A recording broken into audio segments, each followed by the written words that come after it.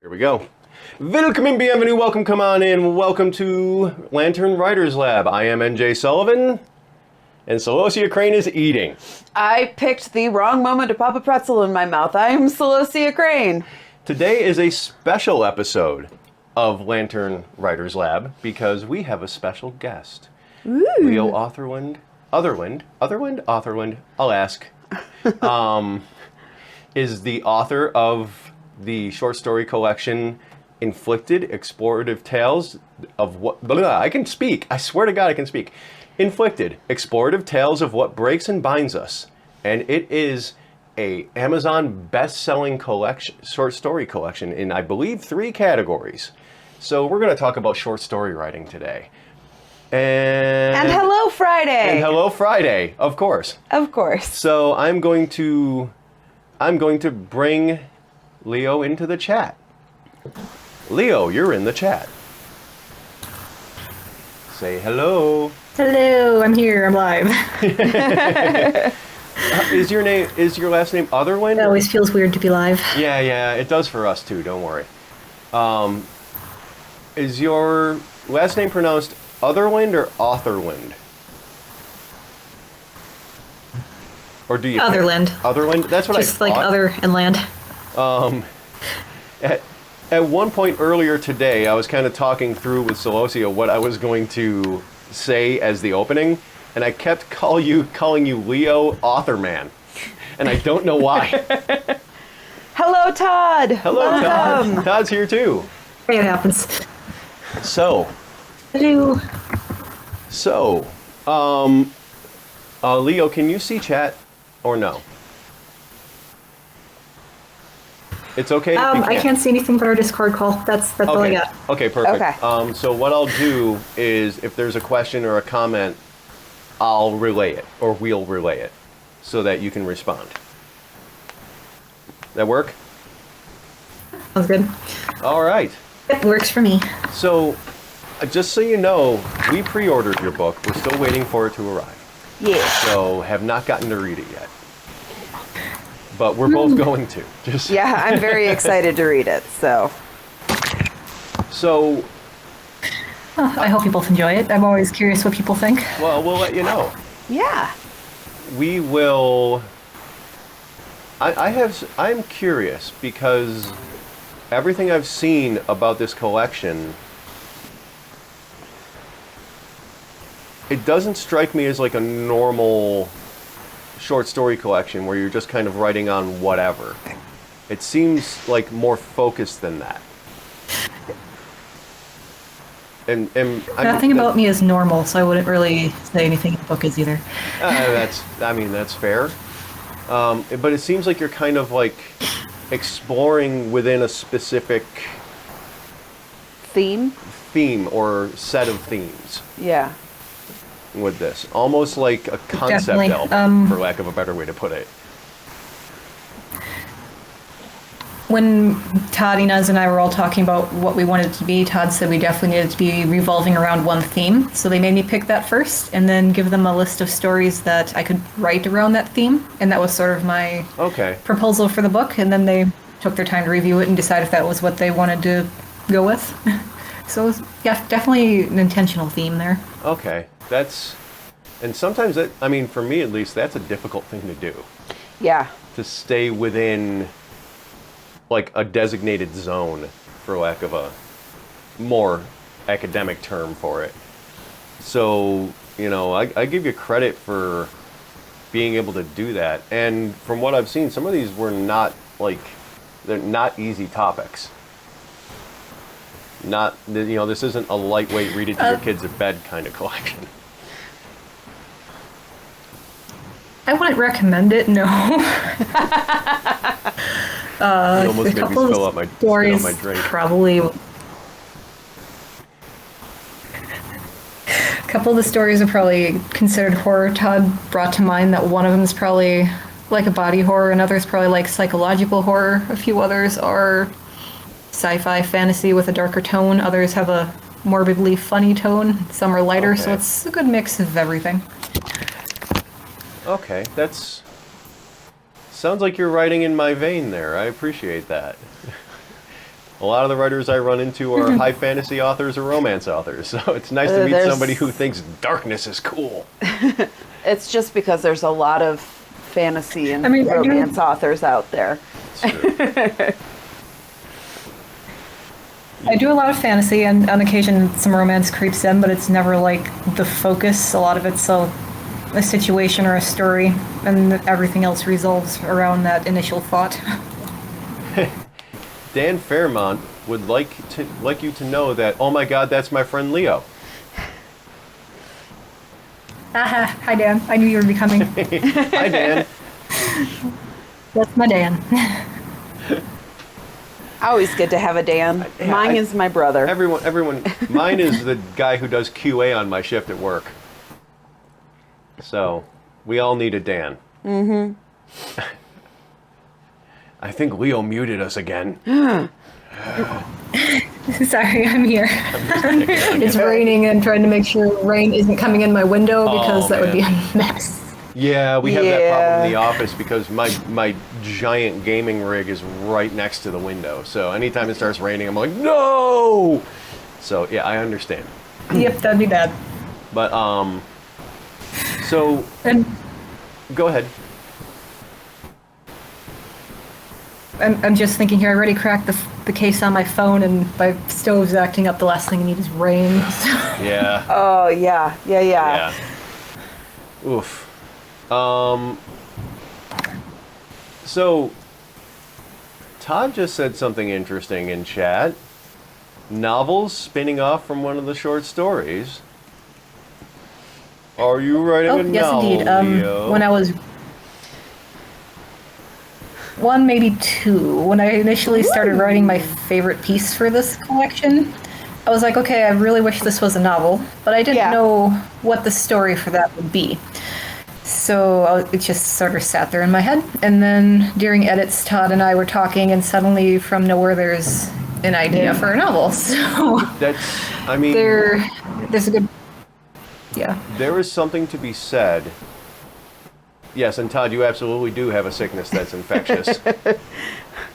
And Dan Fairmont said, 2, is it my birthday? I asked Todd if he was ever able to write a short story without it turning into a novel. But here's the thing, and as a now best-selling short story author, I'd like to kind of hear your thoughts on this. I think that like the short story format, and even to a degree in the same vein, the flash fiction format, allows you to explore a lot of ideas in a much shorter period of time. And that can give rise to novels. it definitely does. Yeah. You know, to me, novels aren't the pinnacle that some people I gotta think say, they are. flash fiction's pretty hard for me, but It is for Me me too. too. I'm too wordy. I am too wordy for flash fiction, which is interesting. same. Because my beta readers, your beta readers tell you you're too wordy. when I was doing this, constantly, my favorite piece was supposed to be like 7,000 words. It turned into like 16. Oops. Yeah. Oops. It was interesting for me when I moved into doing audio that my word count plummeted, but the amount of time it took to get through a story didn't change. Because a lot of the description went from being description to being audio. It didn't have to be said. That's It interesting. could just be experienced. So the story still took the same amount of time to get through as a consumer, for lack of a better term. But the word count was like cut by a third, or by 2/3. So, That is an interesting thing. I've never tried anything with audio, so it's new to me. well, if you'd like to one day, we are here to help. Just so you know. So one of the things that we I are appreciate that. working on doing, like how Todd does their monthly short stories, we are doing that with audio shorts, where you come up with like a vignette or a scene or a very brief short story, and just to try things out and experiment, and then we record them and they go on our Patreon page. And It's good practice for Oh, us. that's very nice. and it allows us to kind of experiment not just with the medium of audio, but with the technology that we have at Because our we're disposal. starting to work with 8D audio. 8D audio, 3D audio, Yeah, where it's full like- surround audio. Yeah, you have like headphones on and it's like the sounds are moving around you. And so that, it allows us to kind of get more experience and experiment with that, Yeah. but in a It's shorter much more format. immersive experience. Immersive audio is another term Yeah. for it, actually. So, having, like, they're basically short stories. They're just in a different format. Yeah. And I'm curious, what drew you to short stories? What was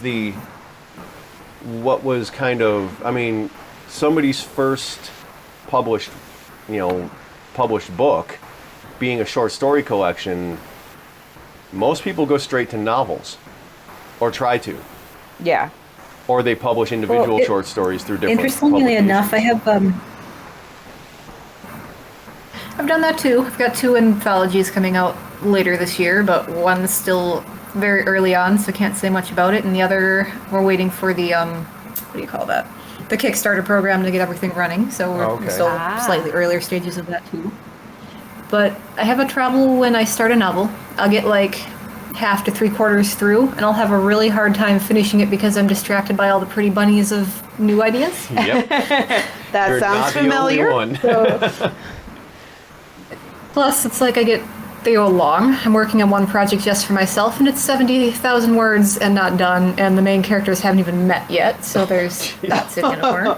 So short stories are easier for me to finish, because I know Okay. I'll get them done. Okay. That's actually... And I think Oh, go ahead. Finish what you're saying. what started Inflicted was me telling Inez, I have way too many short stories laying around, I could fill a book, and she's like, well, pitch an idea. and Why we'll- don't you? Right? And honestly, what you said about them being easier for you to finish, that makes a lot of sense.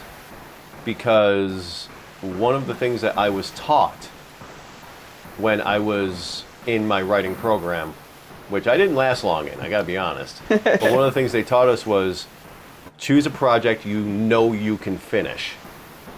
Because psychologically it's better for you Yeah. to finish a small thing than to abandon a long thing. To use Debbie terminology, you Yeah. want the accomplishment energy. Yeah. And you can start giving yourself better momentum, Right. and eventually that momentum can carry you through those longer pieces. And as far as plot Yeah, buddies that's what I'm go, hoping it does with the novel that's spun off of this. Yeah, Yeah. you have an audience clearly, so don't have to worry about that too much. And Hopefully. so far so good, right? You've got a great team backing you. Yeah, So that far, so too. good. As far as the plot bunnies go, I want to give my bona fides as far as plot bunnies. I currently have 9 works in progress. Yes. And those are just the ones that Oh, actually... honey, I've got you way beat. Oh, no. Those No, are, he's got more than that. Those are just those the are ones just he's the ones that actively I'm working on. that I'm actively working on. I have a spreadsheet I don't know how to make spreadsheets. I have them in my head. because I Yeah. couldn't remember half of what I was doing anymore. I'll be like, every once in a while, I'll be like, I should write a story where this, and this happens, and this kind of main character. And so Lucy will turn to me and go, "You already did. It's called this. Don't look in your files." Nice. Damn it. Or he'll just send me a text message of, I just came up with a new story idea. Damn it. Yeah. My issue lately is I've been coming up with great titles, but I have no clue what's happening in the story. The title is just so interesting. She caught a bit of my personal diseases, which is I'm great at naming things, but I'm bad at finishing them. But I don't have a story. Yeah, I'm done. exactly. Right. It's So I have 3 Signals shorts that I'm working on. One is called Stormlight. One is called the Neptune Society. And then I just came up with a new one recently that I'm going to call Murder of Crows. I'd like to point out the Neptune Society. Oh, nice. The Neptune Society is a cremation company where we live. Yeah, we keep driving past the sign, and I'm like, I have to turn that into a story about something. And like for the longest time, I thought it was like a Save the Oceans thing, and I was trying to figure out why they were based in Colorado. Right. Nope. Neptune Society, for some reason, is a creation company or a cremation company. Hey, Welcome, Paula.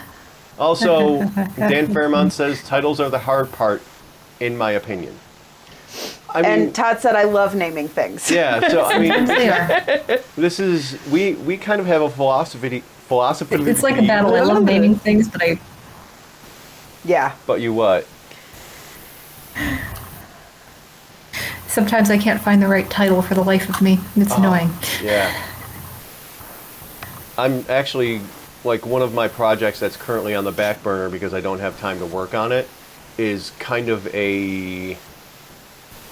almost like a Tom Waits style spoken word album. Are you familiar with who Tom Waits is? Let's start there. If you're not, I suggest you give him a listen. I think you would actually Unfortunately, really, Yeah, you would really I think appreciate you'd him. appreciate Tom yeah. Waits. He Song was title- a musician storyteller. He still is. Yeah, still is. Oh, He has song titles like Earth Died Screaming. And it's a blues song. no, But that's he also has one called What's He Building? I was just looking that one up to drop it in. About the weird neighbor in every neighborhood that like never comes out of the house and all the neighbors yeah. are like gossiping about them. What's he building in there? What the hell is he building in there? But like that kind of like almost like lyrical poetry in the truest sense of it. And I want to kind of do it as like a catharsis project. nice. And the first thing I came up with was the title. And the title is You're Not Gonna Like This. Because it's like, I want to be angry for a couple of weeks Yeah. and write this angry. They say don't drive angry. Nobody ever said don't write angry. They say don't write drunk. At least I say don't. Or what? Who was it who said write drunk, Yeah, edit yeah. sober? I don't think know. it's accredited to Hemingway. I don't know, but I mean, of course it would be That accredited. sounds to familiar, but I Hemingway. don't know. I don't know. It would be accredited to Hemingway. But yeah, I don't truck with that because I have had far too many friends who it became a crutch for them. They couldn't create without Being drunk. insert chemical of choice here. Yeah. So, you know, I'm very And I careful usually about just fall that. asleep no matter what. So it's You like- fall asleep no matter what. I mean, Celosia has that same issue. Oh my gosh. And anything. If I have like one drink, I'm asleep, and it's just like, yeah, that's not gonna do me any good. No, yeah, you're not going to get any work done that No. I usually end up bawling. No, not a bit. Just breaking down and crying, and he has to deal with me. Yeah, that's a thing too. Dan Fairmont said, I've heard the write drunk but edit sober, but let me tell you, when I try to edit sober, I have no idea what I was saying. Yeah, also that. Yes. Also that problem.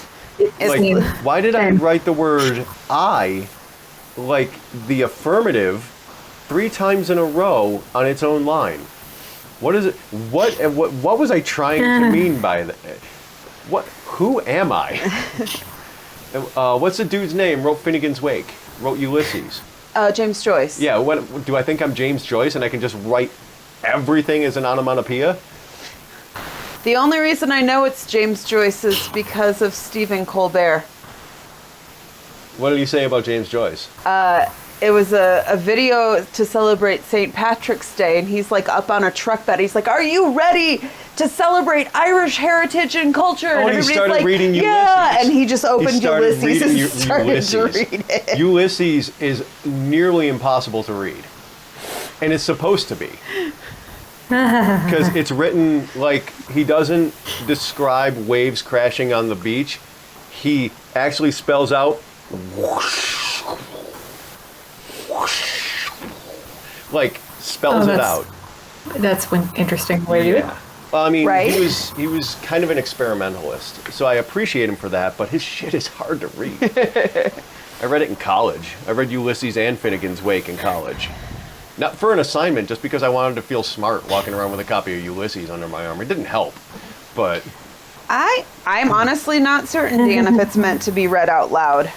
I think it's more meant to be read by the voice in your head. Almost like an audio drama. Yeah. But with all the actors in your brain. Because I think that's how he thought. That would actually kind of make sense. That'd yeah. be interesting to look into. Yeah. See, Leo, I told you wouldn't have If to he's talk the spelling whole things time. out like that, then yeah, that would make sense. Yeah. We just go off randomly.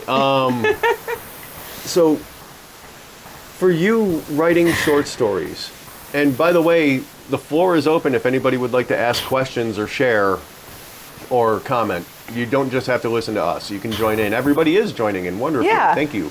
But feel free to continue. Yes, I know, like, my not self-published works are all short stories published in Balance of Seven anthologies. So, I mean, I got my start with short stories, too, technically. I got my start. I wouldn't call it a short story, but to me it's a short story because I also suffer from the same disease Leo does. Yeah. I'm writing this short story. Shit, how did it end up being 100,000 words? Oh, I have one for you. I started the short story. It's now 5 to 6 books. So you are J.R.R. Tolkien. I haven't finished that one yet. You started with The Hobbit and ended up with The Lord of the Rings and the Silmarillion just by accident. He was literally making up stories to tell his Kinda, kids sorta. at night. And his kids would correct him on the color of the dwarves' hoods. Yeah. And so he had to No, start taking Dad, that notes. dwarf wore this color hood. So he had to write it down so he could keep it right. So we had to write it down. But yeah. Yeah. That is quite a jump from a short story to a 5 to 6 book series. But yeah, I might be 6 because I keep thinking of like the mythology back history. okay. That's the fun part. Yeah. Piece of Yvonne started as one story and is now going to be 5 books. Yeah. I mean, well, let's take one of mine, Brimstone. Yeah.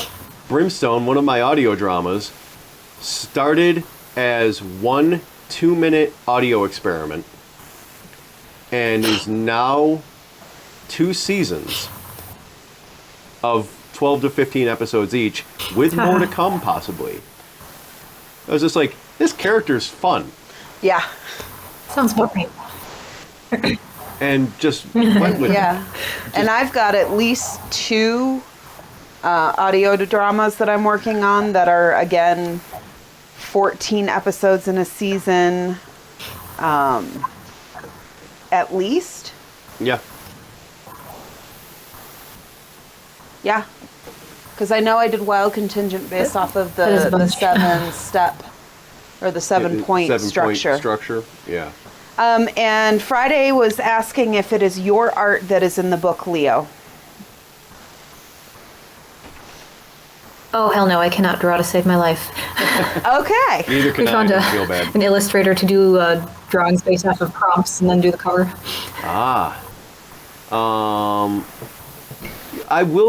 Season 2 is coming. He's got to have time. I gotta have time. Which means I need to get one of the 2 jobs I applied for this next week so that So he I can have quit his job. time. Yeah, the cover of your book, Leo. I love it. That is like, It reminds would- we were just talking about the fixing with gold.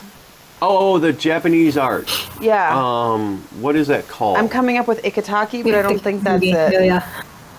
Yeah. Kintsugi, that's one of the names of my Kintsugi. stories. That's where the cover came from. Oh, okay. Okay. Okay, so it worked. It would make a beautiful tattoo. Yeah, yes. Yeah. But the Oh, I didn't think Like- that, but yes. if I saw that cover on a bookshelf, I'd pick it up and go, "Ooh, what's this?" Yeah. Like, which is kind of the point of a book cover. Yeah. So, that was a It success. is, yes. And I'd be like, that would definitely get me to read the Bob. Am I the only one who calls it the Bob? It took me a brief second. I had to disseminate in my head what Bob stood for. Back of book. Back of book. Yep. It's the Bob. Yeah, I think it's usually, I've always heard it pronounced blurb, but that's just me.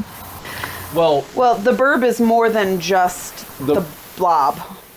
you just went completely Wow. sideways on that. Yeah. Oh, The blurb Woo. is usually the description of the book.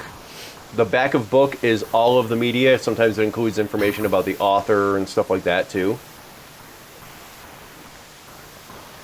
So sometimes gotcha. it'll have Yep, like yep. the author Different bio names as for well. different parts of it. Yeah. Makes Yeah. sense. It's anything that's on the back of the book is the Bob. I call it a Bob because I am a giant child. Interesting. I didn't even know that. Dan Fairmont said, oh, Friday said, I just figured you, Leo, Solosi, and Todd should know that you are loved. Thank you very much, Friday. Thank you, Friday. Dan Fairmont said, I actually looked for it at my Yes, local Barnes I & did. Noble, but I got distracted. We should go see if we can find it in the bookstore. We should. happens. Just to embarrass Leo by we taking a picture should- with it. We should go over to West Side. We should go over to West Side Get Books. them to order it for us or something. West Side Books is our current favorite local I know they bookstore. can order it. I don't think it's on shelves at the moment. Yeah. Well, West Side Books is a total independent bookstore, which I love. And And- it has the feel like you walk in and it's like a used bookstore, but they can order you just about anything in the entire world. It's like one of those bookstores that looks like the inside of Ollivander's. Yeah. Oh, nice. But for books. And the lady who owns it No. has the same name as Solosia's real name, so that's Yeah. always funny when we go in. And, We have ads. well, we have ads. Nice. There are ads running right now, so basically it's just us talking. There's But that.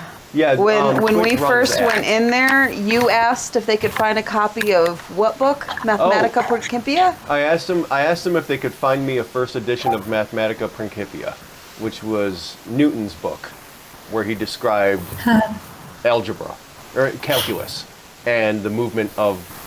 That's where he described gravity. Yeah. And they went, "Let me see." Clickety clickety clickety clickety click. I have a second edition. It's in good condition. We have a second edition we can get for you. It's in good condition. It's $65,000. I was like, yeah, that sounds about right. I was just curious if you could actually get access to it. Because Yeah. I mean, it's Newton. Yeah. It's the second printing of one of the most impactful books ever written. And it looks like we are back, just so that we are aware. back. We were talking about the Principia Mathematica. Yes. Because I may be an author, but I'm also a nerd. I was going to say, excuse me, a burp. Todd would be interested in that story. Todd, do you know the Principia Mathematica? Since you are a resident math person. That's true. You're a math person. You should know the Principia. When I told our science punk about it, I kind of forget that sometimes. yeah, me too. It was Newton's book where he described the motion of the planets and gravity. When I told our science punk about it, I said, how would you like a copy of the Principia Mathematica? He said, which one? Because there's two. There's two. Yes, One was he written by would know. an Arabic mathematician, and the other one was written by Newton, and they cover the same thing. So Multiple discovery. our science punk, who is science advisor to all of my science fiction stuff and helps out Solosia with some of hers as well, he has degrees in physics and geology. He's lots of fun to go on hikes with, honestly. I bring a chair. Yeah, because he sits and he points out the rock formations, and I how they- sit and I point out the plants and the birds. And I sit and have a drink while they're doing this. No, that's really, really cool. Pop open a Pabst. Nice. Ooh, no, I don't drink beer. Open my flask, my awesome flask. Oh, yes. We have awesome flasks. From Todd and Charlie And and Inez. Nairi and Inez. They gave us these for our wedding. and got them engraved for us. I was like, I actually looked at it I under think I a saw at mic. least one picture on social media. Oh Yeah. yeah. I was actually concerned. I didn't like whether it was engraving or like printed because I Or like couldn't a tell by laser. feel. Yeah. So I actually put it under a microscope so I could prove it was engraved because these are dishwasher safe, but the printing might not have been. Right. I want to protect it so much that I put it under a friggin' microscope to make sure it would be dishwasher safe. Because it's an awesome gift. Yeah. We haven't put anything in them yet. This weekend. Right, this coming weekend. We're going camping this weekend, and I'm With excited. the science bunk. Yes. And There's another this science lovely friend of ours. little park on a reservoir that a mountain stream runs into, and they have cabins. And Todd said, "What are the results of the putting it under the microscope?" Oh, yeah, they're engraved. It was They're cool laser because you could engraved. actually see like the laser etching marks. I will see if I can get a picture of it because I can put my phone up to the microscope and get a shot through the lens, Yeah. and I'll see if I can get a picture of it. Just so you guys know, this is my microscope. He got it at the Nature and Science Museum. It's like gift shop. a little kid's like toy microscope, and I used to use this at my old job to inspect parts. It has a light in it. Yeah, it's really neat. It has a light He and actually everything. used it not too long ago to double check like the marks, the maker's marks Yeah. on my engagement ring. the The SA office stamp. Yeah, and- the stamps on her rings to make sure that Yeah. it was actually sterling. Yeah. So That was a really fun process. everybody should have a little pocket microscope or a jeweler's loupe. They come in really handy. Mm-hmm. And if you really want to get freaked out about your own writing, yeah, you can get them that attach directly to a phone. But I generally don't need it to attach to my phone. I just need it to check something real quick. They come Talking in about things that connect to phones, though. our telescope. Yeah. One we of got a the telescope. coolest gifts we got was my uncle bought us a telescope that has an attachment that you can put your phone on. So I think that definitely needs to come with us this weekend. Yeah, oh, no, I was planning on Okay, that. good. Yeah, I was already planning on that. We're going out to the woods. Right. Well, not really. We're the going to be in an woods, area with less light pollution than where we currently are. and a wider field of view. Yeah. But anyway, we should talk about writing. One of our many rabbit trails. Maybe. I need to get an animation of bunnies Just, yeah. hopping across the screen that I can just put up when we do that. Just like a gif of cute and fuzzy bunnies hopping across the screen. Anyway, so No. yeah, the short story format. Let's Yes. get back to. Let's include everybody in this conversation, not just talk about our wedding gifts. So, short story format, generally 5,000 to 7,000 words. 5,000 to 7,000 words. And Leo laughs, and I like that. That's a mere guideline. It's guidelines more than rules. But part of our whole thing is, like I was going to say this a little while ago Yes, before we went it's on always that. guidelines. Always guidelines, never rules. Ask James Joyce.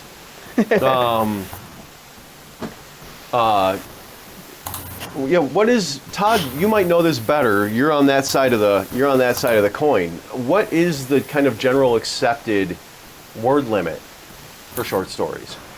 Oh, word limit? What's that? Yeah, okay, fair enough. We have a chat that is stacked with people whose idea of a word limit is when they can no longer type, Or when the story wraps up. or when the story wraps up. Yeah. Correct. But I know there is a kind of a generally accepted. Does it ever guide. wrap up though? No. No, not for me. That's one of the hardest things is done is better than, what is the Patton quote? Oh, give me. A I think good it was plan. Eisenhower. Give me a good plan today over a perfect plan at some point in the future. Yeah. Yeah. Done is better than good, I think is what I was trying to come up with. Yeah. It depends on who you ask, That's the word limit. man. We talk about that a lot. Yeah. We talk about that a lot. Whatever the story needs is what you need to do. Need to put in the story. And I kind of rail a lot about people giving writing advice on the internet. 15 to 25 or so is a novella. Okay, yeah. There is one in between, though. There is the A novelette? I think it's between like 11K and 14K is a novelette. I think the one I'm thinking of is a novella then, because that's the one that goes up to like 20 to 30K, roughly. There's too many word counts. Yeah, There really and are. There's too many. Everybody has an opinion, and they're all wrong. If you ask somebody else. Right. There's no industry standard. And I'm cool with that. especially, and there's some beliefs on word limits for genres. I was just going to talk about genres, so thank you for the segue. That was lovely. Perfect timing. How did you know to do that? with a book like Inflicted, because you're not sticking to, and I hate to use the term, but you're not sticking to a genre within kind of the framework. Particularly, of I the picked overall. several and tried to write. Yeah, And I wanted different genres in there. I personally rail against the concept of genre in general. Dan Fairmont says, I just like to write the story without regards to word limit. Yeah, me too. Yeah, that's one Me of the too. things for me is it's like I write the story and then when the story's done, I figure out where it fits.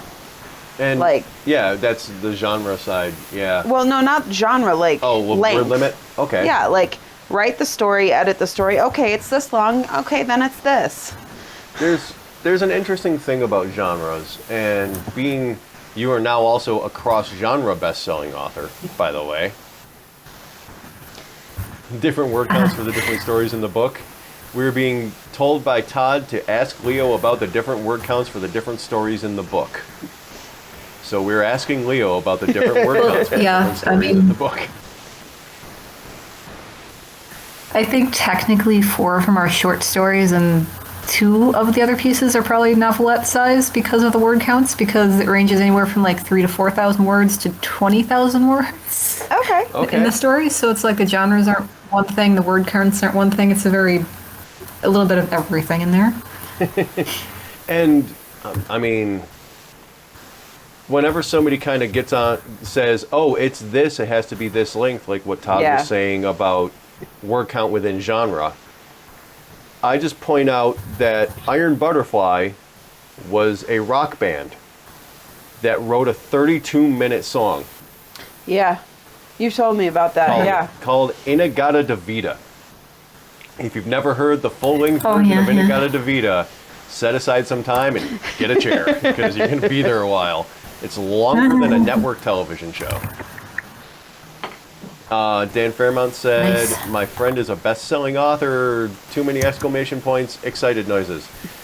Any more than one exclamation point is a sign of a deranged mind, Dan, According to Terry Pratchett. Terry Oh, Pratchett. we all know. Oh, we all know. Okay, that's fair. As long as everybody's We aware. all are, though. It's fine. Your dad used to play it on repeat. I lost my mind years ago. And hello, And- Allie, who and is hi, lurking Allie. in the background. And Allie knew that about Iron Butterfly, and I'm not surprised. But, I mean, make it as long as it needs to be. Personally, I think that Iron Butterfly needed to follow the rule, or the tip we were talking about earlier of write drunk, edit sober. Yeah. Because I've listened to all of Inagata de Vida, and if those guys weren't high as fuck the entire time they were doing that song, It would have been 10 minutes long. it probably would never been recorded. Sir Terry Pratchett can remind me anytime he wants. Yes. We are very big Pratchett fans. So. Before you came in, we actually mentioned that the readings at our wedding were from Guards. Yeah.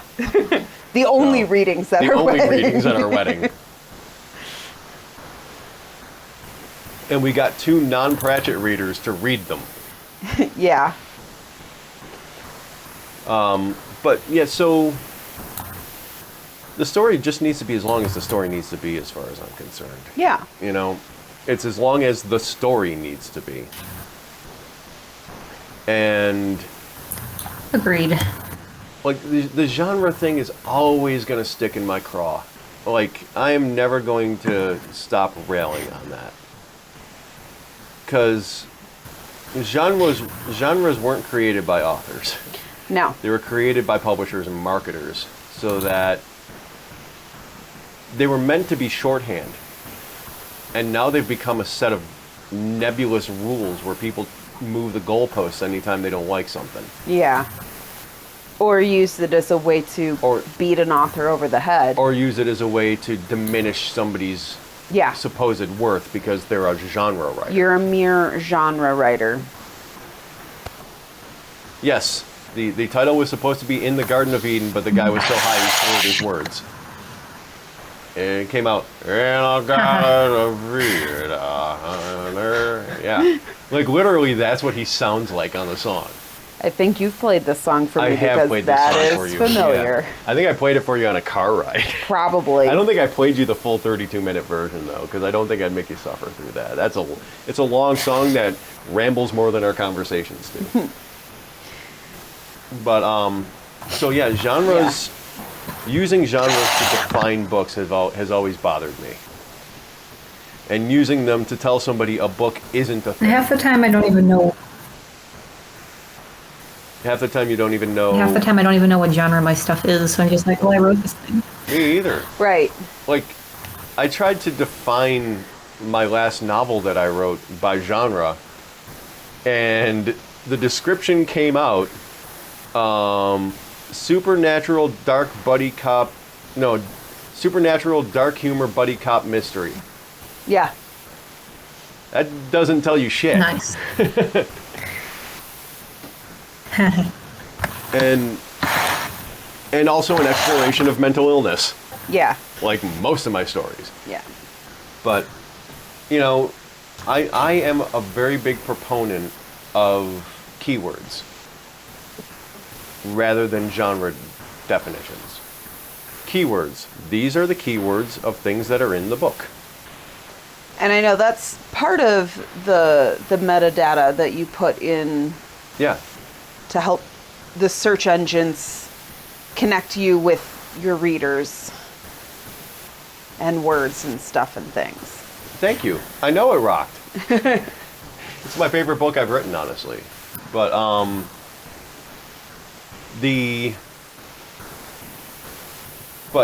keywords, like at the time when genres when that became the standard, you couldn't do a keyword search. No. Now, like, I could type into Google books, sci-fi, adventure, space wizards, and have thousands of books come up under those keywords. And I might actually like some of them. But the industry Half of them are going to be Star Wars is books. holding on to genres Yeah. in like bloodied fists, refusing to let go and kind of go with the flow. Because it gives them control. Yeah. And the large presses especially have started to see some of their control slip over the past 10 years. Yeah. I don't want to say it has anything to do with the publication of Nickel City 10 years ago last month, but it did kind of happen at the same time. Just saying. Yeah, genres, it feels outdated. And you need to... I need to step out away for a moment. Okay. So, it's just going to be you and me, Leo. This could get funny. Well, that sounded creepy. Yeah. That sounded really creepy. I didn't mean for that to sound that creepy. Apparently No, it's you're going to good, get you're creepy instead. I don't know. But, so yeah, like, the whole idea of genre is pretty outdated. And it doesn't need to be used anymore. But it gives, for lack of a better term, the gatekeepers. And not all gatekeepers are bad, but anybody who's in a position to tell somebody that their book won't be published is a gatekeeper. Not necessarily a bad thing, agreed. but an accurate description. Like, to a degree, Todd is a gatekeeper.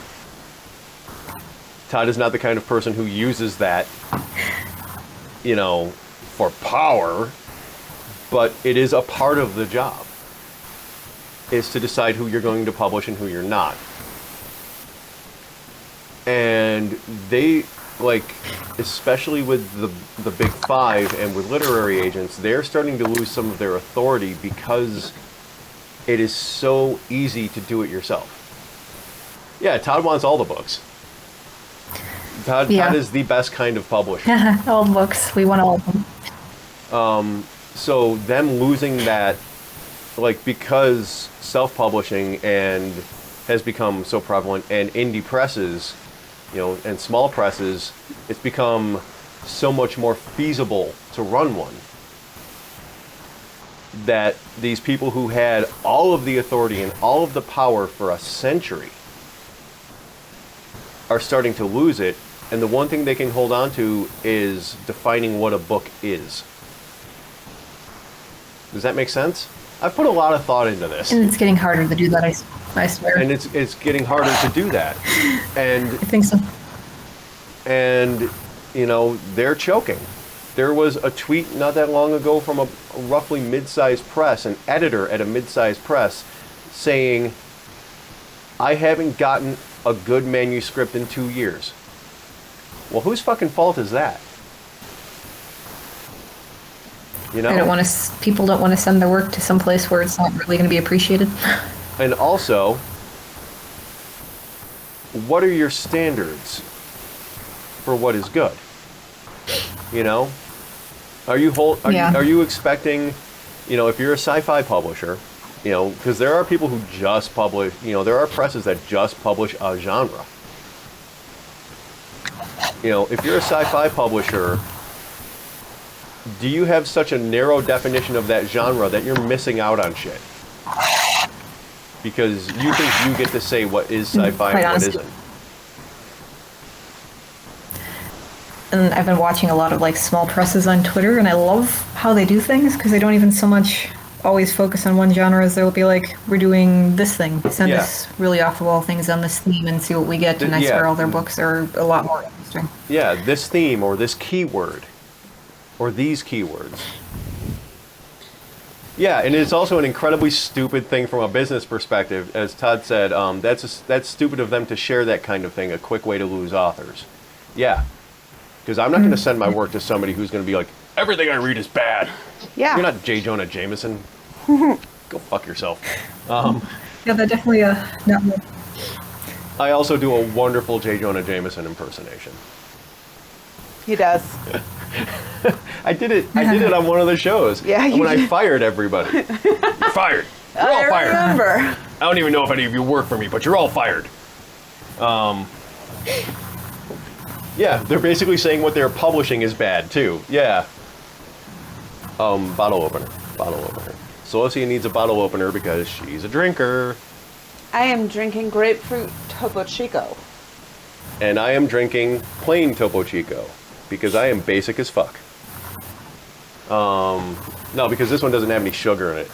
This one doesn't have sugar in it either. Topo Chico is water. It's a sparkling water. It's a sparkling mineral water. Oh, gotcha. Yeah. I like the ones they do lovely. just the plain mineral water, and then they have a grapefruit and a lime. I will generally I can go through a 12-pack of these in a day. But, no, like there was a whole thing, and Leo, you're on Twitter, Celosia, you're not. I'm vaguely on Twitter. Joyce Carol Oates Oh, yeah. decided that it was her job to define,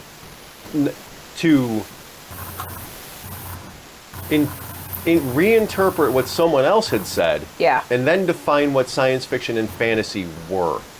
Based off of that reinterpretation. Yeah.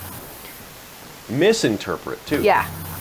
And I did not wade into that. Because the only thing I could think, like, I'm doing my best to stay out of Twitter arguments because they just make me angry and there's no solution to any of them ever. No. They're But like whirlpools. every time I wanted to, every time I wanted to say something, all I could think was, why the hell does anybody care about the opinion of an 80-year-old woman who hasn't been relevant in 30 years? She's sharing shit to keep her name in the press. Yeah. It's a shit post. And I have no respect for that. If I say something inflammatory, it's because I actually think it. That's why I don't generally say... That's why occasionally I'll have to wake up in the morning after drinking and delete tweets. But There have been a couple times he's like, did I tweet anything last night? no, well, I'm just going to double check. Yeah. Oh, thank God. But, but no, like, I don't think anybody gets the right... I think that this is something that the people decide. Yeah. What is science fiction? And you decide for yourself. Because, yes, there is a hard center to what is any genre. But once you start pulling away from that core, then everything gets way more nebulous. There's way more gray area than there is black or white.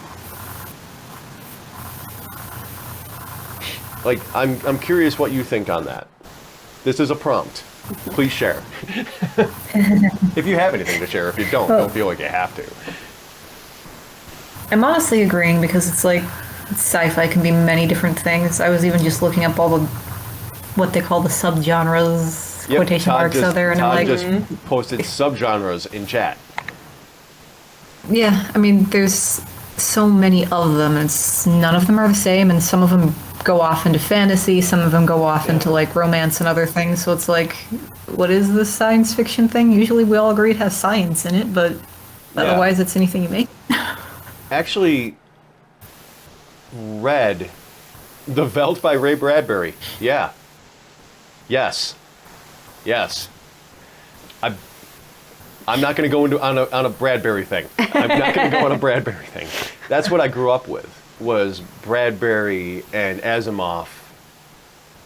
Yeah, there's no killer robots or spacemen. Yeah, there's no... Yeah. But Red from Overly Sarcastic Productions... There's one reference for Overly Sarcastic Productions in this episode. They are a YouTube channel that focuses on history and literature, and they're genuinely really entertaining and very educational. And they have very good insights. Yeah. But Red made an interesting point that fantasy is a genre, sci-fi is a setting. It's not a genre. Honestly, Because if you it's an interesting take on it. If you think about sci-fi, when was the last time you heard a book described as just sci-fi? When somebody was talking about the genre. Not in a while, honestly. No, because it's a sci-fi adventure. It's a sci-fi heist story. It's a sci-fi... I'm losing track of what genres exist. It's a sci-fi romance. But sci-fi is just the setting. It's the inclusion of advanced technology and or settings. Yeah. So that was a really interesting take on it. And if you think about it, fantasy, if you go by that same, with that same perspective, with that same paradigm. Yeah, it does seem more of a background. Fantasy is setting. more of a setting. Now it's an in-depth setting. It's not just this place. It's this place that contains these things. But that's a setting. That's not a story type. Because the genre is a story type. So fantasy is not a genre. By that specific paradigm. And I kind of like looking at it that way. Because, you know, I'm currently writing a noir supernatural mystery series, and the setting is Denver. The plots are mysteries.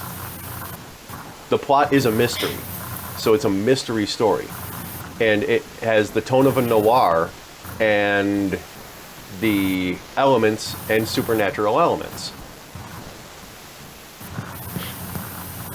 Yeah, what do you do with that? What do you do with that? Dan Fairmont said, Shirley Jackson didn't stick to one genre either. The Lottery is a moral tale, like Aesop's Fables, and The Haunting of Hill House is horror.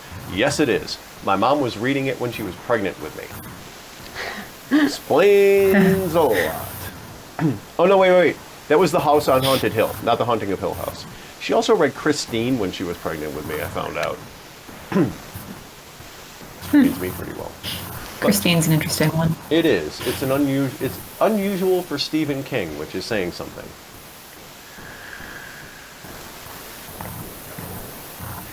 So, Leo, is there anything you'd like to talk about, writing related or short story related? Because we're supposed to be talking about short stories. You guys just let me go on We're like just a talking. half-hour We're rant. supposed to be. But Yeah. Who does what they're supposed to? I like how short stories are more like.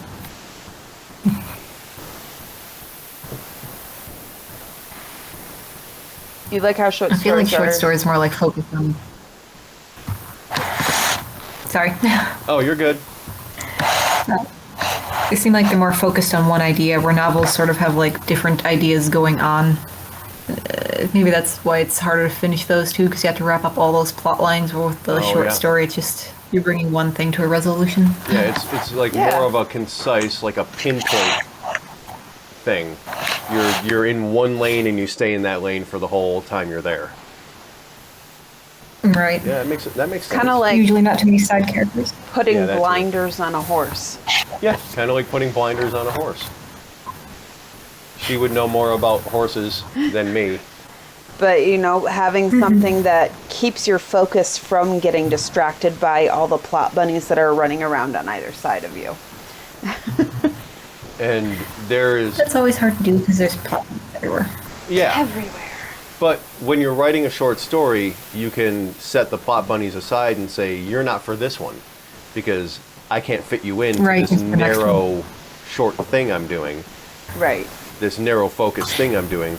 But I can include you later in another one, maybe give you your own if you shut up for 5 minutes and let me finish. Bribing Do they your ever, story though? bunnies. Yeah. I mean, not really. Bribing your story bunnies with their own stories. They're like when they get an actor to do one movie by promising them that they'll let them make another movie. That's actually a thing that happens. Oh, yes. I love it.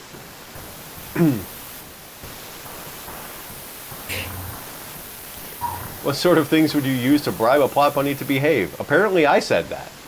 Well, I'm Well, on the... Celestia said it. Ryan Reynolds in Deadpool. Yeah, Yep. yeah. Classic example. Yeah. Bill Murray in Ghostbusters too, actually. Yeah? They told him that if he was in Ghostbusters, they'd let him make any movie he wanted. Okay. And he did, and it flopped. Ah. But it was a passion project. Yeah. So he didn't really care if it flopped. He just wanted to make that movie. I forget what it was called.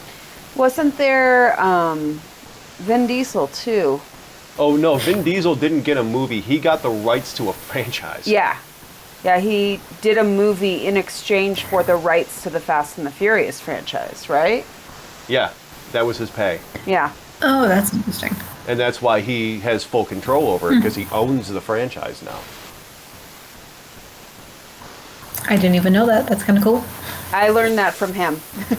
I learned that from, I think everything. I think I learned that from Cinema Wins, from Lee. Write down this plot bunny so they have physical form, even if it's small. Yeah, I do that. I mean, I have an ammo box full of notebooks. He that does. is just that stuff.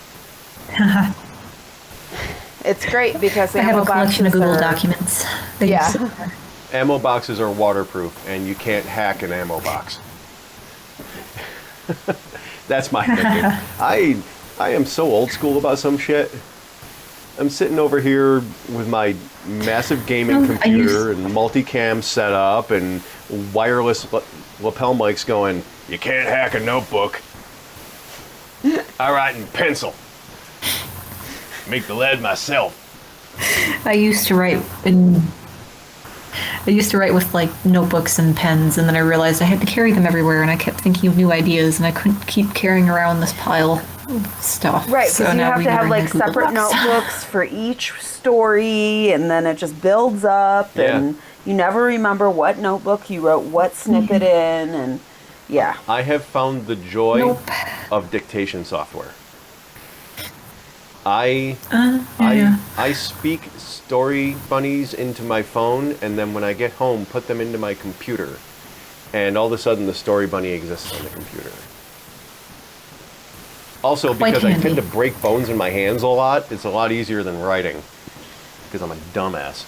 Yeah, we actually, there's a free audio recording software, Dolby On. Dolby On. And we both have it on our phones, and like when we get ideas, we'll just hit record and, you know, talk the idea into it, and then it's there. And it's really high quality recording, Yeah. even through your phone's mic. It's like studio quality recording through your phone's mic. And, you know, since I do have hand issues beyond breaking bones in them, I have early onset arthritis. It's not too terrible, but I can only type for like 2 or 3 hours before I get like really bad aching pain in my hands. So I will use dictation software to write because I don't have to be typing on a keyboard doing it. And my job, you know, I use my hands a lot at work. It's very physical. So that makes my hands hurt too. So if I want to keep going, I have to find other ways to get words on a page. So there's a tip. If you've never tried it, dictation software can be very helpful. Especially when you start getting older and all the dumb things you did as a kid start to hurt again. You have a remarkable, Todd? I've wondered about those.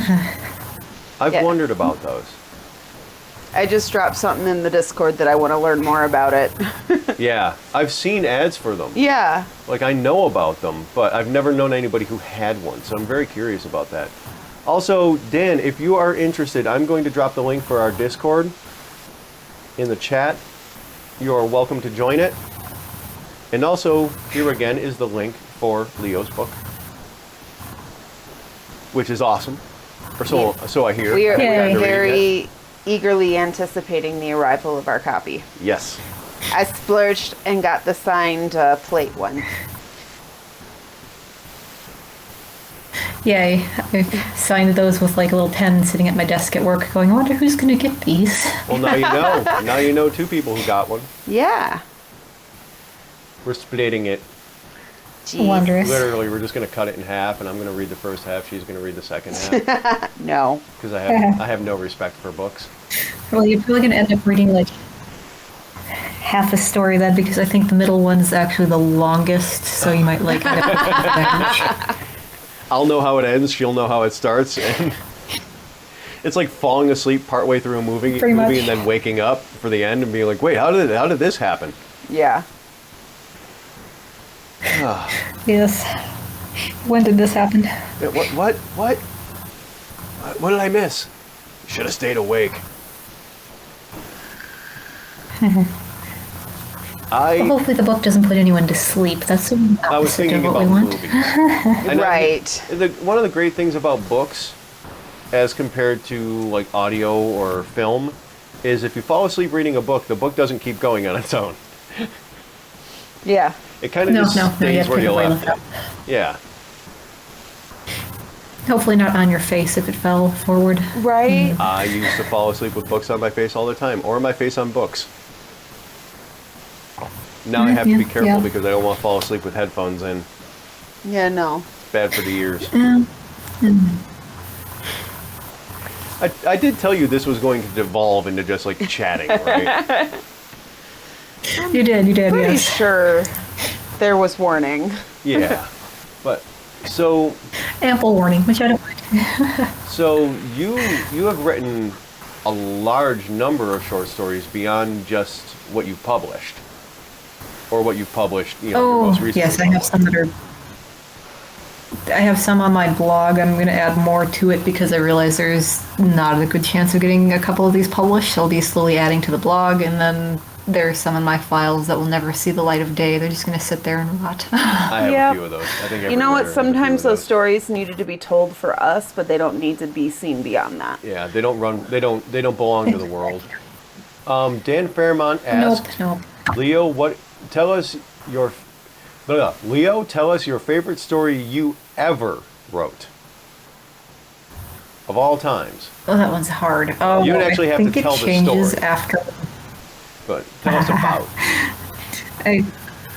I think that usually changes after like a year or so because then you write new stuff. I think Right. my most recent favorite is actually in Inflicted. It'd be Any Other Day, which I've been ranting about online, is the I've little seen some graphics rants. where it pop up. I'm like, this one.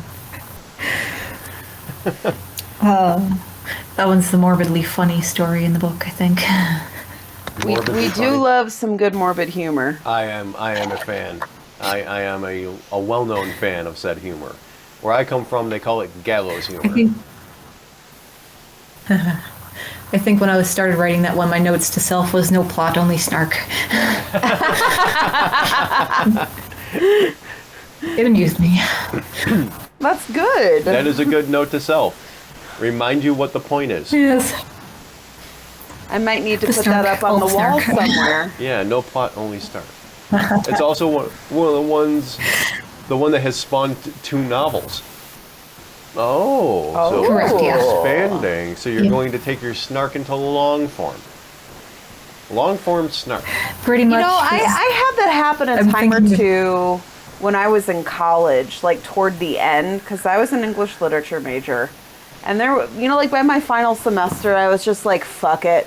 I'm going to have fun with this paper at my very conservative Christian college that I attended. And I wrote a paper off of the poem To His Coy Mistress. Yep, I know that one. And it's sweet. It's bitten The you. It's treatment bitten me. I gave it was of somebody looking at it as a modern seduction manual. If you've never read To His Coy Mistress, He's basically trying to convince her to go to bed with him. yeah. That's the And entire poem. He's just being weird about it. Like, And my professor loved it. I think that was one of Professor DeSmith's classes. De Smith. Of the only professor Fairfax that's worth DeSmiths. remembering from there. Except for the one that I am aiming to get more awards than out of spite. This dude is a Christian author, and there's nothing wrong with that. No. But he's one of these super haughty-taughty. If it wasn't nominated for a Pulitzer, it's not literature type guys. And the only awards he's received have been from Christian competitions. Yeah, he won't enter a competition that involves non-Christian work Yeah. because he knows he won't win. And he loudly proclaims all of gotcha. these awards on his bio. Yeah. Meanwhile, I'm sitting here going, I got punched in the face at a convention once. It's about the only award I've ever won. I am like one word away from having the same number of awards as him. And you were up against actual authors, Yeah. not Kirk Cameron.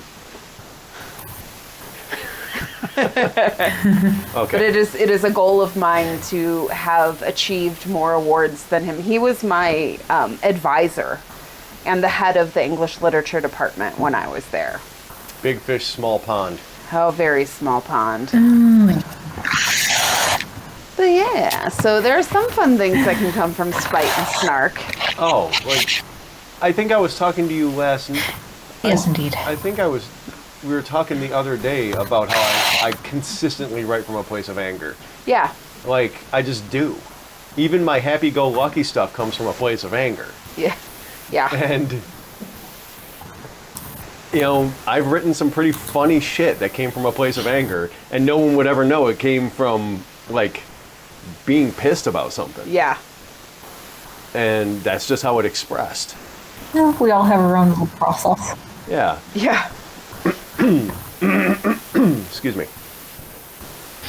But I'm curious, Leo. Like, where would you say, like, right from a place of that weird, nebulous woo-woo idea, where would you say you generally, like, where do you pull from emotionally for your stories? Is it different for each one, or do you kind of have a certain well you go to repeatedly? It's usually different for each story because of different mood every time I'm writing. I think one of the Okay. stories in my book was me writing from a point of, should I even be writing anymore?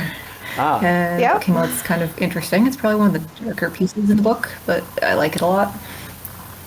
So, would you say, or would you think that writing short stories, especially like cross-genre in a collection type short stories, that it kind of makes sense to have different places to pull from, rather than kind of, once again, going back to that same well every time?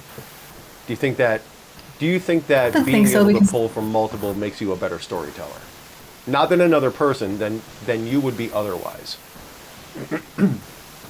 I think so, yes, because if you're constantly coming from the same place, all the stories would be the same, but different moods, different feelings put into the story make them each their own and unique.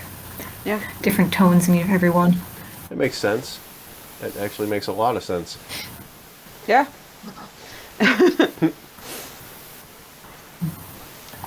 I honestly don't have anything to add. I sent us down a dead-end street there. Sorry about that. But no, you're good. I'm always curious, especially when talking to people who have written so many different types of stories, Yeah. like how they get there, where that comes from. Because I have lots of different ideas for stories, but generally it's almost a singular voice in all of them. So people who can kind of change that up more, I'm always very curious how they do it. Like me personally. And, pulling... I wish I knew, but I don't look, honestly didn't don't look have an into it answer that for that deep. one. To myself, But to myself, that I all sound kind of the same, but if people tell me that they sound different when they're reading them, so I'm like, well, I obviously did something right, but I don't know what that something is. well, I Yeah. speaking from an outsider's perspective, it may have to do with the fact that you are pulling from different, a different emotional state or a different memory or a different, best word I can come up with is vibe. That is a non-academic word. Well, and also you have to take into consideration the emotion of the person as they're reading it, like where they are at. That's true, They're too. going to read it differently Yeah. based on The reader whatever's does put a lot of going himself on. into the story. Yeah. So, for me, it's always interesting, like I said, meeting somebody or talking to another author who can do that, like how that works for them. And it's, if you didn't do that level of introspection, that's fine. I regularly refer to myself as a song and dance man. That I introspect because it was a part of my therapy, not because I feel the need to have Gotcha. a deep understanding of myself. So I had to explain to a doctor why I did what I did. So I had to understand it to do that.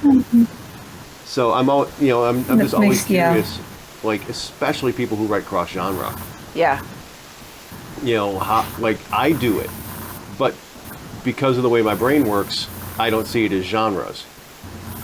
Because Excuse me, I the see it yawns as have a started. Hey, that's just one though. You made it Two. You made it over an hour in before you yawned the first time. Don't take the yawning personally. It It's a isn't. psychosomatic thing that happens when she gets on camera. It's it's- become a running No, joke it's fine. I usually where we wait to see how long it just takes sitting me still for before too the long makes first me tired, yawn. so Yeah. So yeah, just like seeing how, like for me, when because I write in science fiction and I write mystery and I write some borderline horror stuff, and a little bit of fantasy even at times. So I don't really look at those as things. I look at them as elements. Yeah. So I'm not really pulling from different places in myself to do that, because generally the stories are an adventure or a mystery that I write. Everything else is just elements of the universe. And somebody who can, honest to God, sit down one day and write sci-fi and sit down the next day and write horror, then, it's impressive to me. And maybe it's just because interesting thing with horror, I can't write it. you can't write it. I can't write horror if I try. I have to literally just. It'll be It happens on accidental its if it own. happens. I wrote 2 horror stories for this book. I don't know. You didn't mean To me, they weren't scary, but Okay. yeah. That makes sense to me. Because, like, I've never met a horror author. I've met several, none of the real big names, but I've met several horror authors. None of them think their horror stories are scary. They think other people will think Yeah. they're scary. Yeah, Dan Yeah. Fairmont just said horror is a subjective genre. It I know really is. we're pretty excited about our It guest is. for next month, who is a horror author. Yeah, we actually have a horror author joining us for our Halloween episode next month. Yes. So if you want to come by Ooh, and watch fabulous. that. So you have. Ashley Greathouse? I have not heard of him. Them. We Her. met her through Twitter and TikTok, Twitter actually. and TikTok. Yeah. And she's Fabulous. Yeah. So if you want to come by and hang out for that one, you're welcome to. Because horror is like her whole thing. That is what she does. And she's hilarious. And she's hilarious. But I've met a few wonderful horror authors on Twitter. I've been following them a lot. They have good stuff. they tend to be very funny. And this is crazy to me because I have several friends who are actual like stand-up comics. And stand-up comics tend to be like depressed and morose. And horror authors tend to be just like goofy and hilarious. It's a weird It's It's interesting how that dichotomy. works out. Yeah. I get a kick out of that.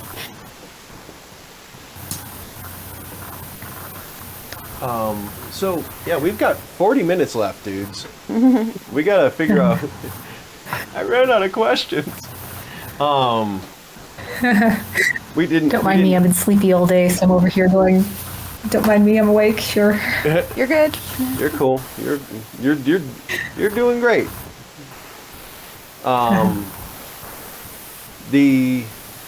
Let's see. What else can we talk about writer-wise? Short story-wise. Anybody in the audience have any questions? And so, Yeah. Let's throw it. Let's take we it to like the crowd. questions. Excuse me. Any questions? Anything you're curious about? Try and keep it to short stories, even though we haven't. Do as we say, not as Or we do. writing adjacent, writing related. We've done terrible at that. Yeah, I Yes. mean, that's generally how the show runs. Yes. Benadryl cul-de-sac. So, Penguins. penguins. Penguins. I got my start not writing short stories. I jumped straight into novels. So I had to kind of like reprogram my brain to write shorter form work. Me too, actually. And because the first thing I ever sat down and wrote It's a very was- different thing. Sorry, I am Leo multiple times a day with all my questions. That's okay, Dan. I'm gonna start doing that too. Yeah, I had to go back and relearn how to write short form. I think honestly, for me, coming across the 7-point structure, especially working on writing a serial podcast, like that was huge. Do you know about the 7-point structure, Leo? Are you aware of it? I don't, what is that? It's similar to 3-act, but slightly differently structured. I'm gonna pull up a. Yeah. Gotcha. So it has like different. Myself, I've never points. used like some sort of structure. I don't even outline, I just write and hope that it all comes out. I mean, yeah, you're a pantser. Yeah. Doing like with our work, with the audio work, because they're serials and there are seasons, it's a lot harder to pants them. you end up because- writing yourself I can in the imagine. corners You know that where you the can't series- get out where of. the You series gotta be a little bit more planned about Yeah, it. you have to be a bit more strategic. Yeah. Yep. You have a beginning of the season and end, and you have to know everything in the middle. Yeah. Exactly. And that's actually part of the reason she has fallen in love with the 7-point structure. Yeah. Because it's a narrative structure that is character based. Right. As opposed to plot driven. Oh, nice. So what it ends up is basically you start at the end with who you want the character to be at the end of the story. And then you go back to the beginning and find out who the character is when the story starts. And then you fill in the 5 points in between. You bounce back and forth. Oh, that's cool. Yeah. And when you have, like, doing the work we do, we have to plot. Yeah. At least an overarching And I used plot. to be a total pantser, so plotting is very new for me. And I've always been a plotter. I think the farthest I ever, Go ahead. the furthest I ever get with plotting is what I call signposts. So like usually know the beginning and the end and a few little things in the middle, and it's just trying to string all of that together to make one cohesive story. Right. You write, in filmmaking they call that writing to story beats, or writing to set pieces. Set pieces is more accurate. You have things you want to happen. Like, oh, this is a cool scene, I want to write Correct. that. Okay, where can I fit that in the story? Yeah. Right. Where does it belong? And then, So Friday had a question, yep, and hello, son of Eomir. Femur, son of Amer. Emerson. Okay, Cool. We'll think call that's you what we're we're Emerson. gonna call you Emerson. That's way easier to pronounce. Hello. So we have two questions Oh, now. Emerson. That's my Emerson. Emerson is here. We have two questions. Blue. Friday Blue. Would you like to read it because you were starting? reading it? Sure. Friday asked, where do you like to start when writing? Like writing a scene or the background, etc.? Okay, I'll let you take this one first. and then Usually we'll jump in. since I work from like scenes, it's like whatever scene pops into my head, and it doesn't really matter if it's like usually introducing the character, I guess, because I usually write strictly from first person perspective, so it's the character doing something or thinking something, and that's Okay. how we start usually. I generally start like you. I start with a scene, Yeah. and from that scene, I can kind of pull what the world is like. And once I kind of have a basic idea of beginning, middle, end of the story, I fill in backstory and do all of that stuff. So yeah, Yep. very similar. I Celestia? feel like I'm a broken record. But yeah, a lot of times it'll be a character that will come to my mind, or in the situations where I have the idea first.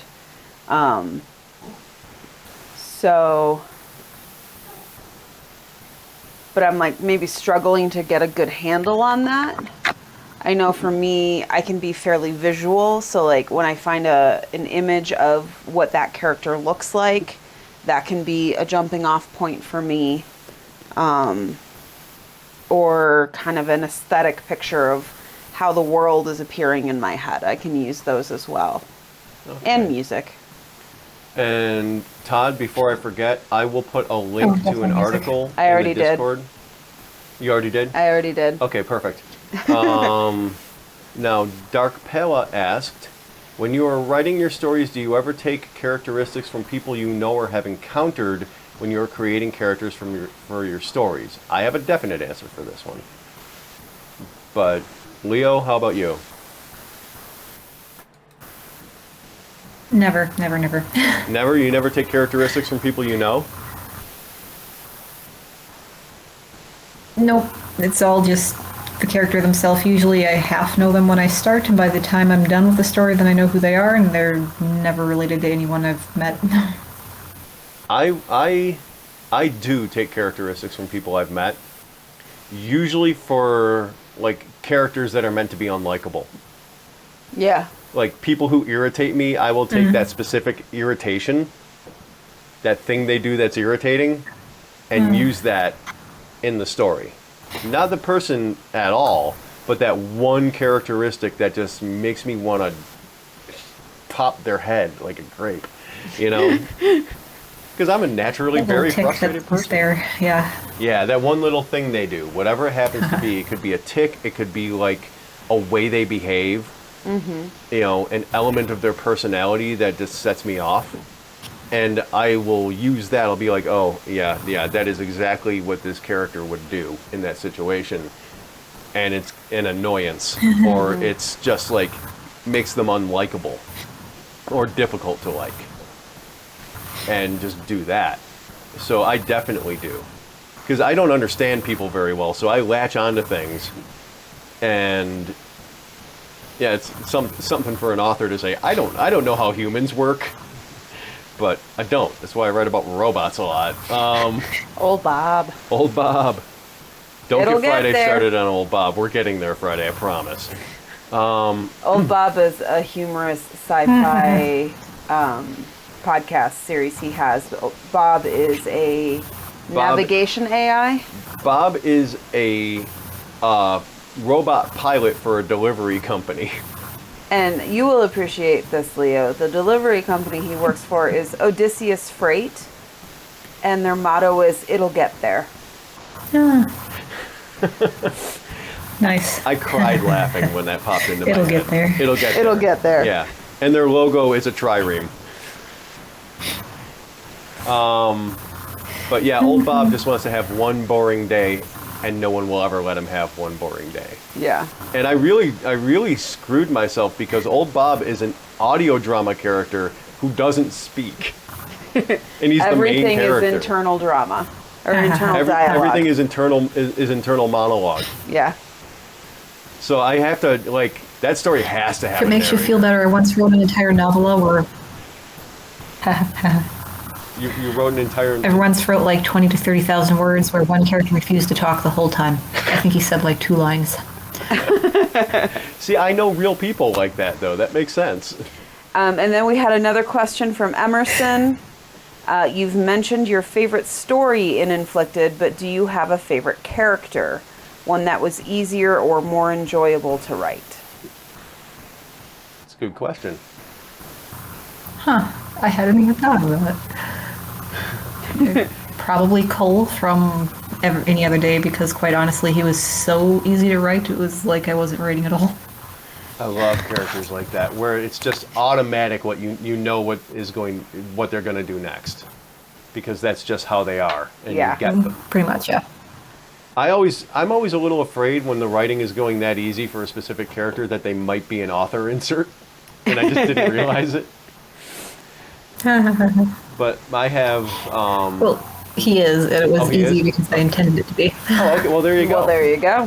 But I mean, people kind of piss on the idea of author insert characters. I like them because I can only speak for myself here, but a lot of my Quite honestly, writing- I blame this one on my one friend. Oh, do you? One of the best One of my author- friends wrote something that was Keep going. You talk. You're the guest. I read a story from a friend that was just completely him inserting himself into a different world, and I'm like, oh, that'd be fun to do someday. And that was like the first pop-in idea for the story, and it just sort of sat in my head forever. Every once in a while, one of those comes to you, and you're like, oh, I want to try that. Yeah. Yeah. What you were saying, Yeah. Celestia? Oh, my favorite author insert of all times is Dante Alighieri. Oh, yeah. That Yeah. was a straight... in In Il the Paradiso. Inferno. Yeah. He was literally an author insert. Yeah. Like, it was him. And his lost love. Nice. And it was a Bible fanfic. Yeah. He wrote a Bible and Greek poet fanfic. Yeah. Totally. And all of that just cracks me up. And put himself in it. And then years later, centuries later, It is. I wrote a Lethal Weapon fanfic and had myself as an author insert and Dante Alighieri as a character. So Alighieri! Nice. I am Alighieri. Of course I can do it. I am Alighieri. It's canonized fanfic. Yes, it is, Dan. And it also created the modern Italian language as we know it. Yes, it did. Because he spoke Tuscan, Yeah. didn't he? He spoke the Tuscan dialect, and because He didn't write it in Latin. Nope, he wrote it in the vernacular. Yep. I know words. He actually wrote it in the vulgar, Yes. technically. But anyway, I studied linguistics. That was useful. We like words. But yeah, he wrote it, and there actually, Yes, we do. yeah, yes, we do. Oh, Overly Sarcastic Productions has an interesting take on why he wrote Il Paradiso, why he wrote, the Inferno, Perdido, and the third one, which I'm lost. Divine Comedy's The different. Divine Comedy. Oh, Paradiso is the third one. Yeah. Duh. The Divine Comedy was another... The Divine Comedy was all three. Oh, okay. All three together is the I'm Divine getting it Comedy. mixed up with another fairly famous biblical epic poem thing He, written by another author. He wrote that as a way to cope with his exile,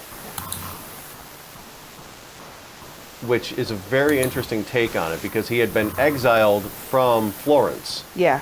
when the government he worked for fell, and he loved his city, and he ended up living in Ravenna, and he wrote it in Ravenna, and it's basically a therapy session in dealing with being exiled, Yeah. having everything taken away from you. So, and it's got Homer in it. It does. Yeah. And you bring up Ravenna, and I think about the coffin swap. I was immediately thinking about the coffin swap. So, side note, Rabbit trail incoming, but it's a good one. It's going to be a short and concise one. So, maybe 100 years after Dante died, Florence realized that this very, very famous author and poet was from their city, but his body was in Ravenna. So they went to Ravenna and said, "Can we have Alighieri's body back?" And Ravenna was like, no, he died here. You And exiled him. You exiled him. And they had to go home with their tail between their legs. Well, a few years later, a new pope, I think it was Clement, was elected, and he was from Florence. And he forced Ravenna to give up the body of Dante. So they did. They gave him the sarcophagus, and they got part of the way home and opened and started thinking something was fishy, and opened the sarcophagus, and it was empty. They had removed his body from the sarcophagus and gave him an empty sarcophagus. And it is an absolute no-no in the Catholic Church to open a tomb. Yeah, so they couldn't admit, they couldn't go back to Ravenna and call him out on it. Because they would have to have admitted to opening his grave. Right. So they just had to deal with the fact that they got conned. So they just went home and buried an empty sarcophagus. And then maybe 100 years later, Ravenna pulled his bones out of the wall in the church where they had been hiding them and built him this big, mausoleum. Oh, boy. Dan Fairmont said, "I would love to write something so powerful it becomes the current vision of something." Yeah, honest to God, I think we all would to a degree. That, changing culture. Mm-hmm. Just with words. Though words are generally what does change culture. Yeah. I'm perfectly happy doing a tap dance and making people smile. But, there is a part of me that wants to write something that makes people sit up and take notice. That 100 years later people think is the absolute truth. Yeah. There is something in that. Like Alighieri did. I do a terrible Italian accent, and I know it, by the way. I know that wasn't good. You should hear my Russian accent. It sounds like he does have Dracula. a good Irish accent, though. It's pretty Irish, though. It's pretty Irish. I sound like Tom Cruise pretending to be a peasant in the 1800s. It's hilarious. It's a type of Irish accent that only exists in one place in the world, and it ain't in Ireland. Yep. And it barely exists at all anymore. It's called a Buffalo Irish accent. It's a mixture of an Irish accent and Italian and German accents. And Polish. Yep. So it's this weird kind conglomeration of conglomeration from the first ward of Buffalo, New York, which is the only place it ever existed. My grandmother spoke with that accent, so I can do it. I'm not gonna now because I'm sober. So, but we got 20 minutes left. I think we should make Leo talk for 20 minutes straight. Oh. I'm not actually going to make you talk for 20 minutes. No, we shouldn't. No, we shouldn't. No. I wouldn't do that to anybody. Oh, the transatlantic accent? No, thank you. Oh. I'm much better with prompts than answering questions. Oh, you are being requested to read a snippet. If you would like to, you are welcome to, but I will not. Oh, well, here's the fun Require it. question we can all answer. Can zombies climb? Can zombies climb? What do you think, Leo? I've never seen a movie where they did. I feel like they should be able to, but I've never seen one where they have. It's an interesting idea. I know in the game 7 Days to Die, they can climb ladders. And they can jump. And they can jump. But they can't climb walls. Which makes sense because they're not Spider-Man. Right. I feel like they should be able to. Yeah. I think your modern rage-infected 28 Days Later zombies would be able to climb. I think it depends on What type whatever of it zombie? was that turned them into a zombie. Is it something that attacks their brainstem, like their brain? Because that could limit motor control. Dan said, the Daleks have figured out steps in 60 years. I'm sure the zombies can. Yeah. Yeah. There is kind of an ongoing argument that's kind of like the pirates versus ninjas argument over what counts as a zombie. And I have my own definition. It's a human being who has been stripped of everything that makes them human. Yeah. And so for me, that's what a zombie is. Does that remove their ability to climb? I don't think it would. In that definition, no. I would think they would be able to climb. Yeah. Yeah. Now, if you're talking about Night of the Living Dead zombies, where they've come back from the dead, Right. and they're shambling husks. Right. They're They can literally barely- decaying. They can barely walk. I don't think they'd be able to climb. Right. That You know, makes sense. Can a zombie work a doorknob? It's the same level of problem solving that's required for climbing a ladder. What's up? Leo is experiencing some issues. They just Oh. got disconnected. Okay. So Leo has temporarily left the chat. But we will get Leo back as soon as possible. I have to figure out how. In the final 8 episodes, they're going to in the final 8, Dark Paula says, in the final 8 episodes of the Walking Dead TV series, they're going to introduce zombies that can climb walls, etc. I started having issues with that show after about season 3, and there's a very specific sociological reason that I've started having issues with that show. First of all, everyone in it is horrible. I don't know if they ever introduced animal zombies. But- Leo's laptop froze, so they're going to try and Okay. come back, but they may not be able to. Okay.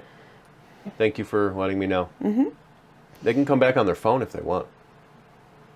True. So, The Walking Dead, I do take some issue with it. Because as soon as you know that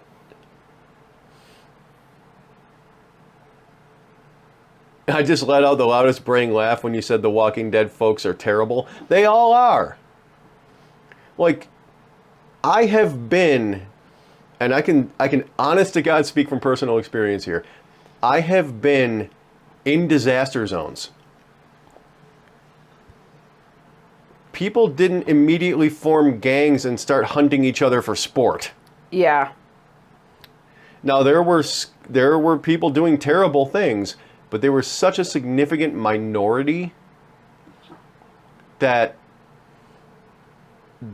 basically the police dealt with them. Beyond that, once you find out that everyone is infected, there's an easy way to deal with that.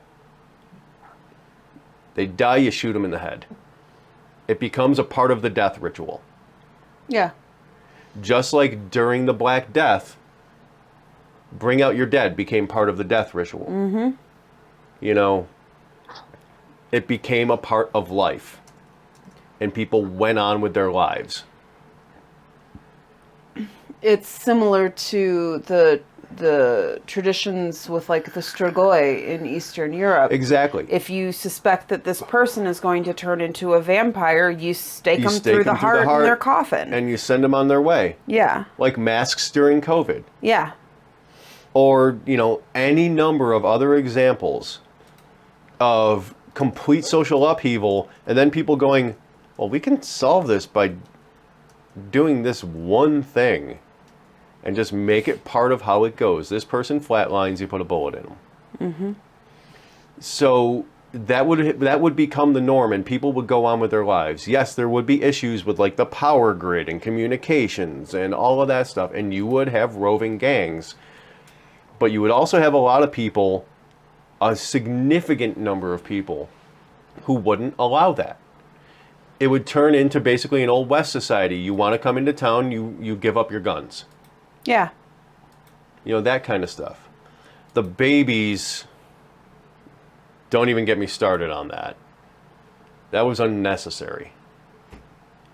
But, yeah, like, it wouldn't go on for 10 or 15 years as this, you know, horrible wasteland where communities are failing. What's up? I need you to end the call so I can start it so Leo can rejoin us via phone.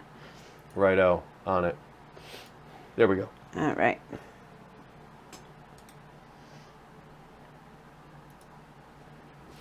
Do we have our Leo back?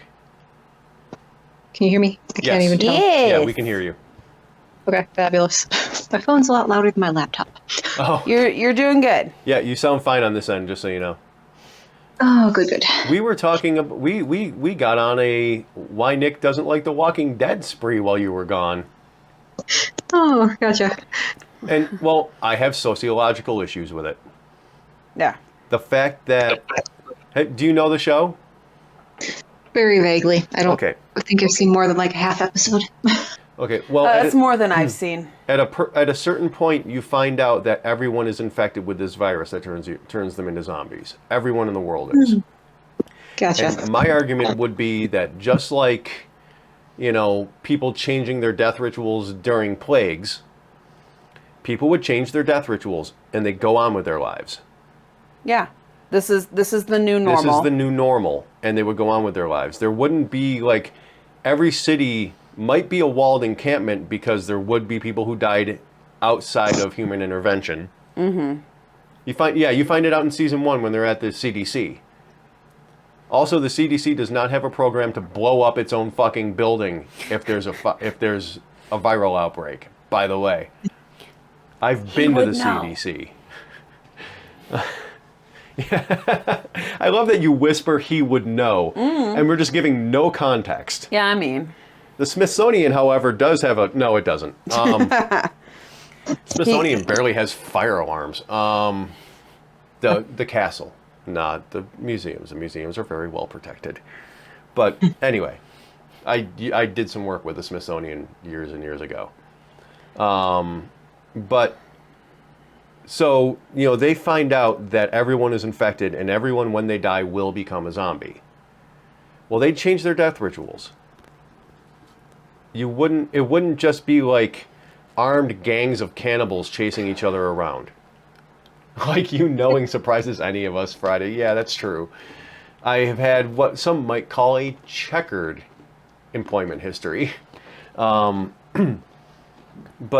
people wouldn't just like form roving bands of cannibals and like be constantly attacking each other. People would want to get back to their lives. They would want stability of They would some want form. stability. Yeah. They would want normalcy. Even if that now meant instead of going to an office to work, you go into the fields and farm. Yeah. They want yesterday to be pretty much like, or tomorrow to be pretty much like yesterday was. And people will go a long way to make sure that happens. They will As indeed. we have seen. As we have seen in our recent history multiple times. But so I just find it a little bleak and a little dishonest that was the route they went. That people wouldn't just like, you know, there would be fights, there would be people who tried to take advantage of the situation. But there'd be a lot more people who wouldn't allow that. Wouldn't allow it to last, at least. So, yeah, that from a storytelling perspective, I think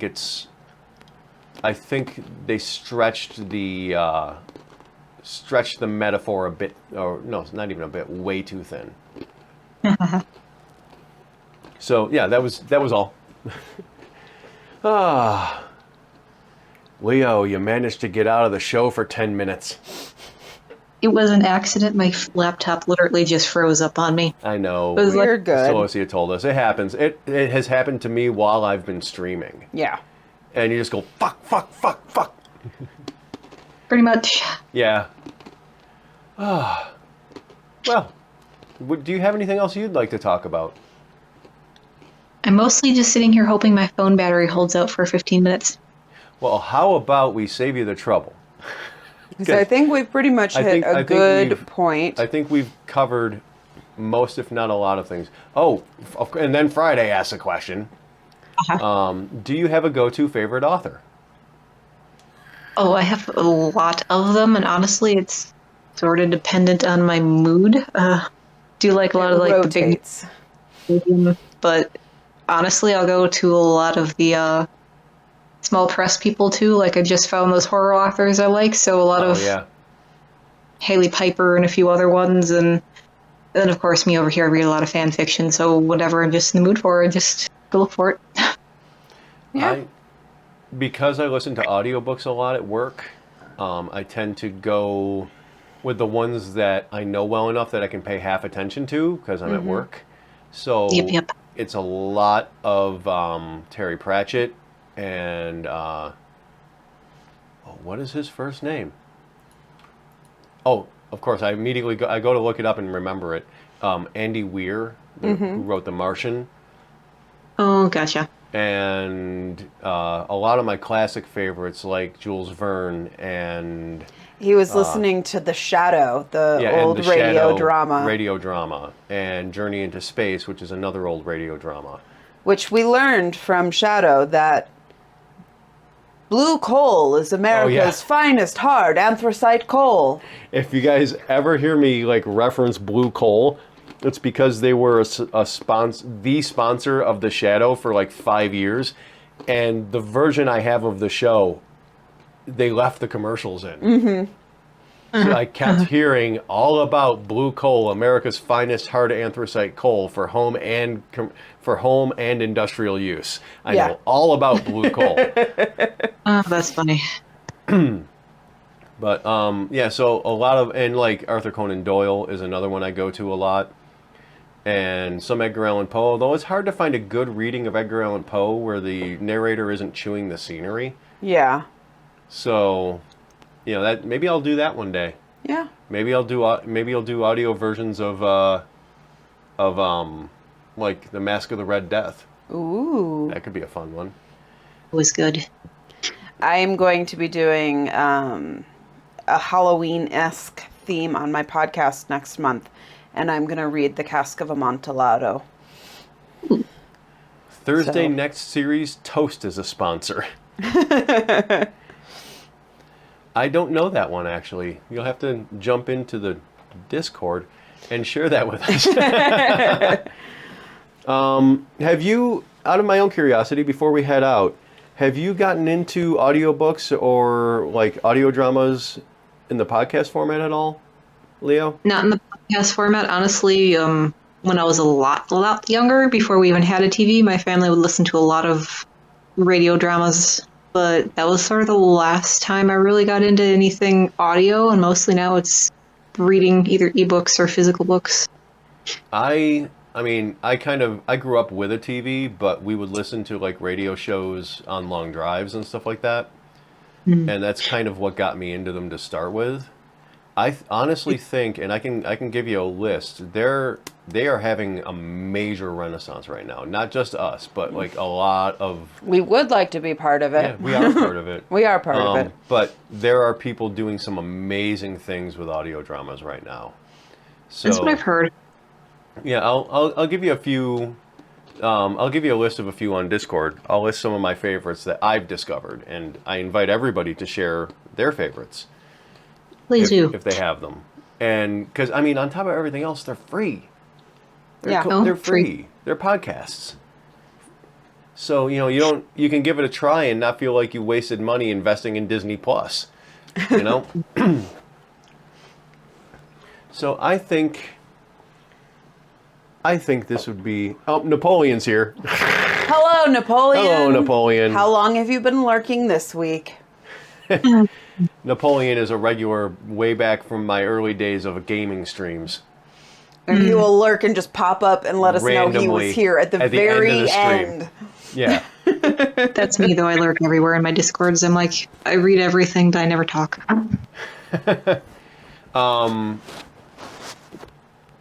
Well, you're welcome to come talk in our Discord.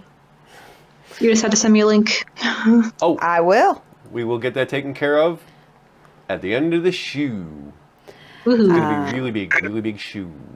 But yeah, so as we wrap things up, Leo, if you want to let them know where they can follow you if they don't already. Yep, we have your Twitter up on screen. Yep. Twitter is where I'm most active. I think all my other social media is probably listed somewhere on my website. I think I gave you that information as Yep, well. So that is also up on screen. LeoOtherland.com. But And usually go that's ahead. where I hang out. Twitter's where you hang out. Yep. And here is a link to your book, which we talked about quite a bit, and I'm very proud of us for staying on Mostly. staying on task so well. Way better than we usually do, I gotta say. And we're going to invite you back when we bring back Punks in the Library to be on the panel.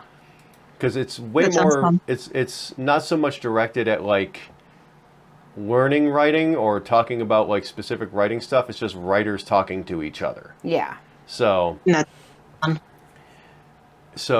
yeah. Anyway, I am going to say goodbye to Leo and mute him so we can do our outro, and then we're going to be gone. All right. Good night. Yep. Thank you Yes, for coming. and thank you. And you were a wonderful guest, by the way. We are going to silence Leo and do our outro. All right. You ready? I'm ready. We are all done now. So long, farewell. Oh, wait, that's not our outro. No.